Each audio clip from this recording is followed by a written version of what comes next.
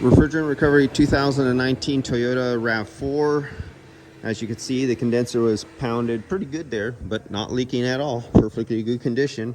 But this is one of those Toyotas with the plastic clip that breaks when you take it out, and you're not supposed to use it. You replace it every time. Do not try to save that clip. Get a new one.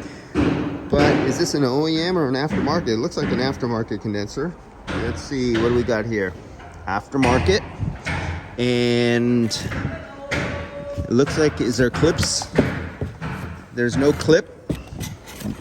No new O-rings. No instructions. No oil. So you're screwed. If you buy this, your mechanic, your body man might try to save the clip because there's no clip with this. He doesn't know that's supposed to be trade. So he'll save it, slightly damage it, reuse it, and it'll blow off later sometimes. And that's what you get when you buy aftermarket.